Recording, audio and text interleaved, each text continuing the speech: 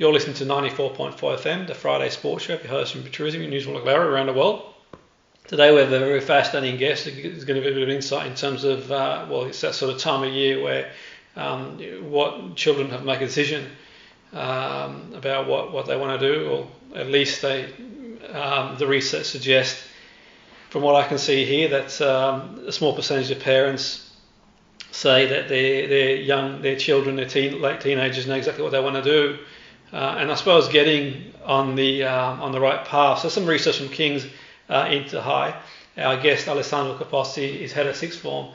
He's going to give us a bit of an insight in terms of going forward, what to do when we're older. Alessandro, welcome to the show. Great to have you on board. Hi Jimmy, thanks for having me. So, give us a bit of an insight to the sort of research, Alessandro. I suppose, in the sense that 16 to 18, if I think back, it's a long time ago now for me, but I suppose it's kind of a big call to make a decision in terms of what we want to be at that age. Yeah, it is a big call, but to be honest, all students are going through it, and many know, many don't know, and that's completely normal. It's just about getting down, talking to the people that are close to you about what they think will work for you, reflecting on it yourself, and doing your research. Mm-hmm.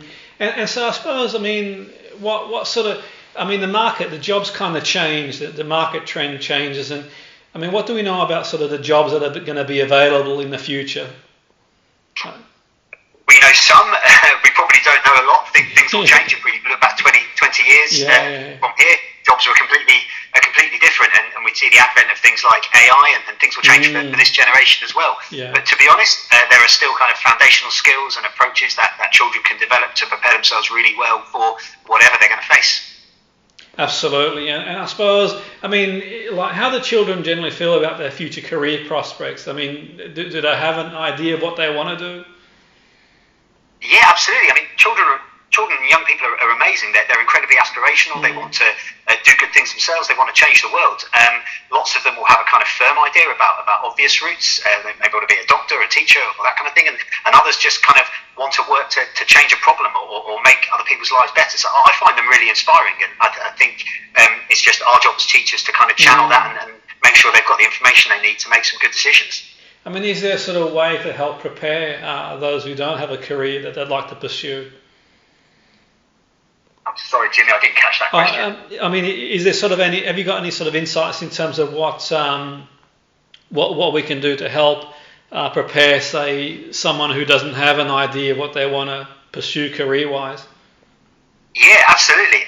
School's the first place to start there. We put on lots of programs at King's InterHigh to give students information about careers, to give them opportunities to speak to professionals, to give them platforms to research and investigate what they enjoy. Parents listening at home, the best thing you can do is sit down with your child or go for a walk and talk about what they might want to do and get some concrete actions in place about what they're going to do next. It can be a huge thing to think about what you're going to do later in life, and you've got to remember it might change multiple times over your adult life.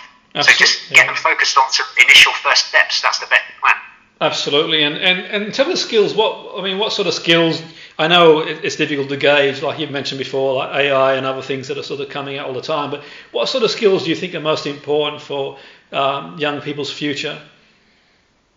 I think first and foremost is to be determined, to be resilient, and to make sure you recognise that you're going to make mistakes, and that's completely normal, and it's okay. So have that in the back of your mind at all times. And the other thing is to make sure that you communicate with those around you, that you're open-minded to what they've got to say, you're reflective and flexible. They are the key skills. That's not going to change. And obviously, I would always say this: work hard at school, do your absolute very best, because then you know how far you can push yourself, and you know what you can do when you're doing your best. Absolutely. And in terms of that, say, is there anything specific that can help students prepare for the future?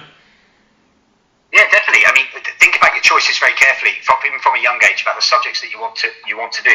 Make sure that you're investigating and researching really thoroughly.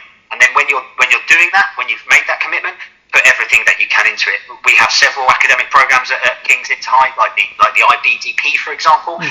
It's making sure that if that's the right choice for you, that you research it and then you put your all into it. That's the core skill. Yeah, and if any of our listeners are sort of like intrigued to know more about the IB diploma. Is there any way they can sort of have a look and see? Absolutely, I'd absolutely encourage them to go onto the King's InterHigh website, www.kingsinterhigh.co.uk. We've got a whole section on the diploma there and what we offer, and you can discover more about this fascinating curriculum. It's got a whole range of subjects that students can choose from to interest all of them, but also a really, really fantastic core program that develops them as thinkers, global citizens, as people who do service for their community. So I warmly encourage them to check out our website, and if they're interested, apply, because applications are open now. And is there sort of anything specific, Alessandro, there that, like, in terms of anything sort of specific that it can help prepare? I'm just sort of thinking, if the parents listening in, or a young person even is listening in, thinking, okay, how will the IB specifically help me prepare for the future? Is there anything specific that you can? I know you've sort of mentioned an overview, that anything specific that it could help people with, do you think? Yeah, I mean, there is.